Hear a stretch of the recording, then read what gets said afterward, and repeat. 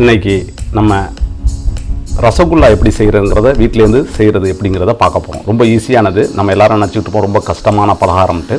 ரொம்ப ஈஸியான ஸ்வீட்டுங்க. வீட்டிலேருந்து ரொம்ப அருமையாக செஞ்சுக்கலாம். நம்ம ரெகுலர் மில்க்கு, ரெகுலர் சுகர் இதை வச்சே நம்ம எப்படி செய்ய போகிறோங்கிறத இப்போ பார்க்கலாம் வாங்க.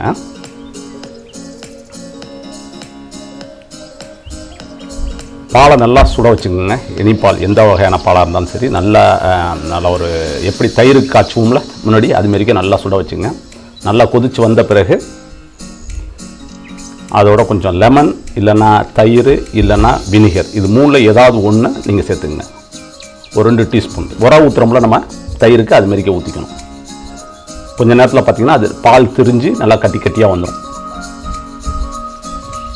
பார்த்திங்களா எவ்வளோ அழகாக கட்டி கட்டியாக வந்துருக்குன்ட்டு. அந்த சூட்டோடு அதை என்ன பண்ணணும்னா ஒரு வெள்ளை துணியை வச்சு ஃபில்டர் பண்ணி எடுத்துருங்க, வடிகட்டி எடுத்துங்க. வடிகட்டுறப்பயே அதை நல்லா அலசிடுங்க. ஏன்னா நம்ம தயிர் ஊற்றிருப்போம் இல்லைன்னா எலுமிச்சம்பழம் ஊற்றிருப்போம் ஜூஸு, அதனால் அதை கழுவி எடுத்துருங்க. அப்படியே நல்லா புழிஞ்சு எடுத்துக்கிட்டு அதை நல்லா பிசைஞ்சிருங்க. அப்புறம் நல்லா சப்பாத்திக்கு மாவு பிசைகிற மாதிரி நல்லா பிசைங்க. ஒரு 10 மினிட்ஸ் பிசைங்க. 10 to 15 மினிட்ஸ் நல்லா சாஃப்டாக பிசைங்க. ரொம்ப அழுத்தி பிசை வேணாம், மெதுவாக அப்படியே, வேறு எதுவும் மிக்ஸ் பண்ண தேவையில்லை. அப்புறம் சின்ன சின்ன உருண்டையாக உருட்டி எடுத்துங்க. உங்களுக்கு என்ன சைஸில் வேணுமோ அந்த சைஸில் உருட்டி எடுத்துங்க. பார்த்தீங்களா அழகாக உருட்டி எடுத்துக்கிட்டோம்னா அப்புறம் இன்னொரு நல்ல பெரிய இதில் சட்டியில் என்ன பண்ணுறீங்கன்னா, நான் சுகரு தண்ணியை ஊற்றி, அதாவது சுகர் எப்படின்னா ஒரு டம்ளர் 1 கிளாஸ் போட்டிங்கன்னா அதுக்கு ஒரு 2 கிளாஸ் தண்ணி ஊற்றுங்க. நல்லா கலக்கிட்டு சுட வந்தோன்னா ஏலக்காய் சேர்த்துட்டு நல்லா கொதிக்க விடுங்க. நல்லா கொதிக்கட்டும்.